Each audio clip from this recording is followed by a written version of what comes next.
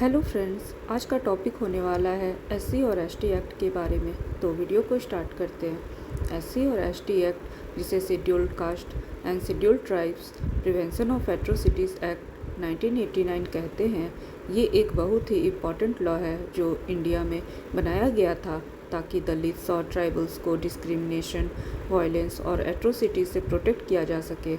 इस एक्ट की ज़रूरत क्यों थी? इंडिया में बहुत सालों तक कास्ट बेस्ड डिस्क्रिमिनेशन होता रहा। एससी और एसटी कम्युनिटीज़ को अक्सर वायलेंस, ह्यूमिलिएशन और अनफेयर ट्रीटमेंट का सामना करना पड़ता था। कॉन्स्टिट्यूशन ने उन्हें इक्वालिटी और डिग्निटी दी है, लेकिन ग्राउंड रियलिटी उनके साथ एट्रोसिटीज़ होती रही।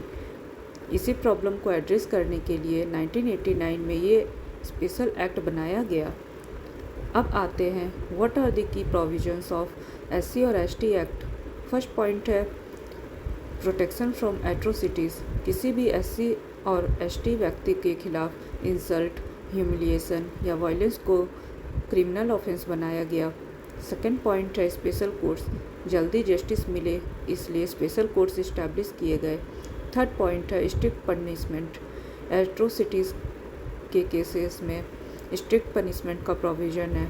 फोर्थ पॉइंट है रिलीफ एंड रिहैबिलिटेशन। विक्टिम्स को कंपनसेशन और रिहैबिलिटेशन प्रोवाइड करने का सिस्टम है। फिफ्थ पॉइंट है पब्लिक सर्वेंट्स की अकाउंटेबिलिटी।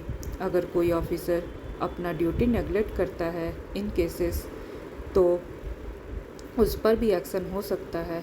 अब इनके अमेंडमेंट्स और इम्पोर्टेंस पे आते हैं। 2015 एंड 2018 में इस एक्ट को और स्ट्रॉन्ग बनाया गया।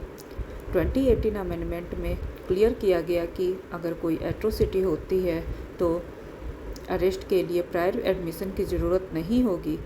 इस एक्ट का मेन पर्पस है एससी और एसटी कम्युनिटीज़ को सोशल जस्टिस और डिग्निटी देना।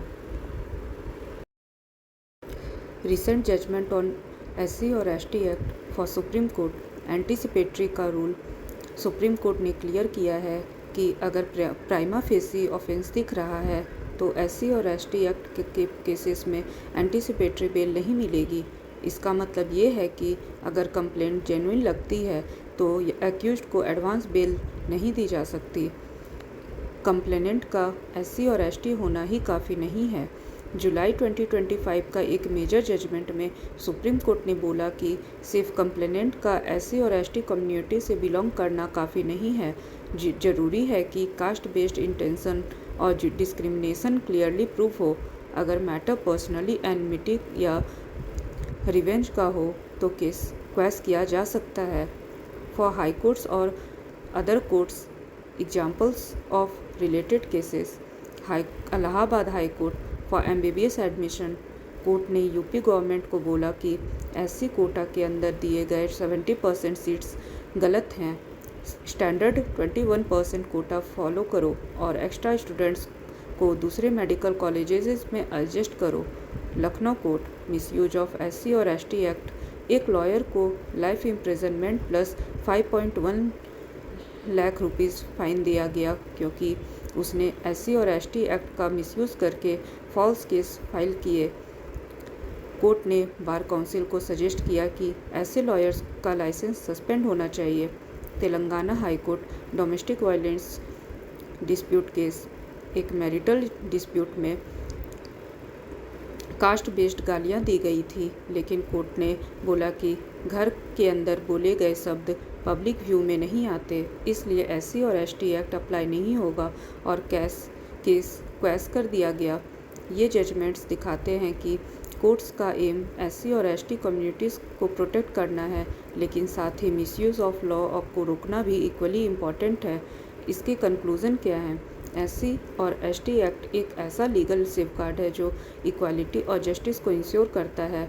ये हमें रिमाइंड कराता है कि समाज हमें सबको इज्जत और बराबरी का हक है, चाहे उनका कास्ट कुछ भी हो। आज का टॉपिक यहीं पे एंड होता है। Thank you for watching my videos.